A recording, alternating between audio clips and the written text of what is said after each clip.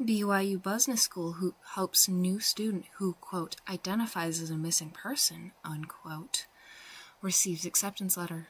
Honeybee Queen ousted and her golden jubilee cancelled. And the Nectar Crisis. Welcome to the Daily Buzz, live from Salt Lake City. I'm your host, Beatrice Vanderby, with our guest, Dr. BRIXIT Biscuits, to talk about the catastrophe hitting all local pollinators. Welcome to the show, Doctor. There's been a lot of buzz about your new book, Bumbles Beware. Let's talk about it. Yes, thank you. I was inspired to write my book after I visited a very colorful human establishment. It was absolutely full of flowers, but none of them were any good for nectar. This spurred me to investigate more human landscaping, and I discovered that the first establishment was in no way unique. We are living in a food desert. You see, most of the human ornamentals are not suitable sources of nectar. Fascinating. And why is that? You see, the flowers are there because the humans like looking at them, and the humans breed them to look prettier too. But pretty is not edible.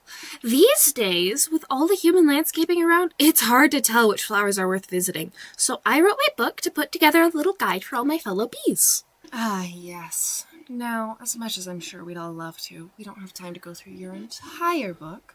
So why don't we just go through some of your key points and recommendations? Yes, let's. As every good bee knows, the first thing to look for when pollinating is color. Every bug loves yellow, purple, blue, and white. And of course, nectar guides, especially in ultraviolet, are wonderful. Indeed, every bug loves a good foxglove, don't they? What do you think some of the best-looking flowers are, Doctor?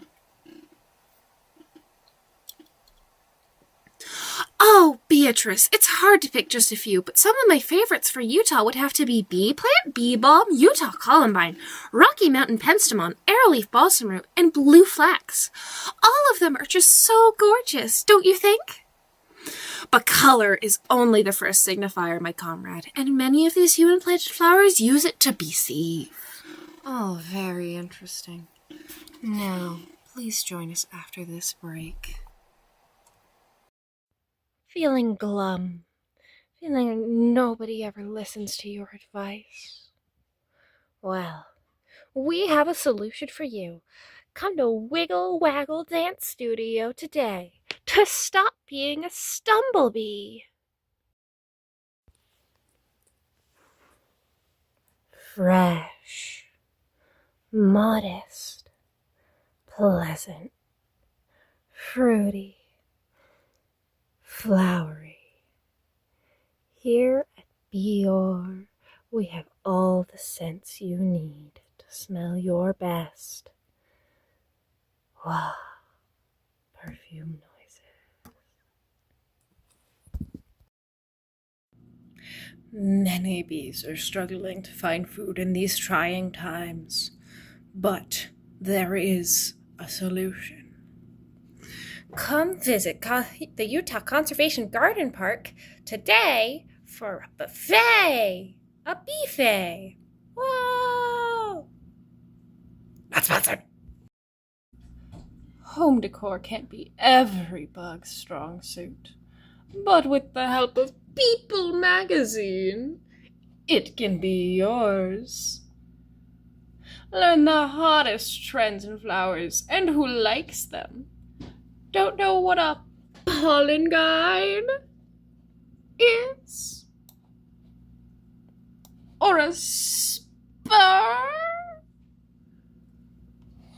We'll teach you. Welcome back, everybug. This is Beatrice with the Daily Buzz, interviewing Dr. BRIXIT Biscuits. Now, you were talking about the second hurdle in nectar gathering. Yes! So the second thing a bee on the gather ought to be on the lookout for is the shape. Everyone loves a flower they can land on, though I think it's up to personal preference whether shallow or tubular is better. Regardless, every bug should be careful of petallation. You see, many of these human-head flowers have extra petals, up to 20 times as their wild counterparts in some cases. And those petals can really get in a girl's way. According to my research, the humans call these flowers double. Sometimes these double flowers are just annoying to use. With so many petals, you can hardly get in far enough to reach the nectar, but others are downright useless. A lot of the time, they don't even have any nectar or pollen because the anther and stamen are replaced by petals. Chilling. Could you give us some examples for the viewer of what to avoid? Of course! Throughout my research, I've noticed that some of the most common offenders in this regard are roses, petunias, peonies, dahlias, chrysanthemums, begonias, and carnations. I've found many of these don't even have any scent. Fascinating. Now, does this tie into your previous book, Be Gone, in any way? Oh, certainly. These flowers make it much harder for us to find food, and it really is a big contributor to how many hives we've lost in recent decades. I hope the humans start planting better soon, but until then, we'll just have to be wary. Yes, we will. Now, do you have any final recommendations for the viewers before we sign off?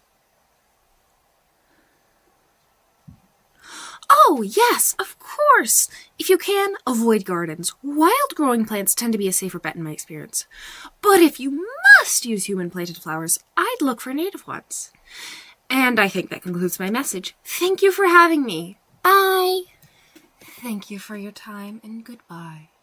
Well, you heard it here first, folks. Now, over to Bethany with the weather and traffic, and Benjamina for politics and international. It's still winter, folks, so stay in your burrows and cuddle your homies. It's too cold to have traffic, so thankfully, mortalities from windshields have gone down. Big news. After months of unrest, the honeybee queen of the almond hive has been abandoned by her worker bees. Full segment at 11. Internationally, the hummingbird southward migrations are going well, but beware, they'll be returning this April-May. The monarch butterflies are overwintering safely in Mexico and should be returning as usual for their milkweeds. Finally, there's reports that some flower beetles in Greece are the first ever to see red. Thank you, sisters. Now, let's have Ibeen sign off this broadcast with her daily affirmations.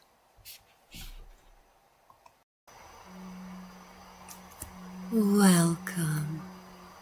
Remember, everybody, you matter. Be yourself. Be happy. You can be anything. You are beautiful. You deserve honey. Go and conquer the world, you beautiful bug. Is your fuzz too messy? Too dirty to properly carry pollen? Do the other bees laugh at you? Well, with our new and improved honeycomb, you can fix that. Look like the bee of your dreams today. Every bug knows that quality is more important than quantity. Here at BRIXIT, we collect only the finest Belgian pollen for your needs.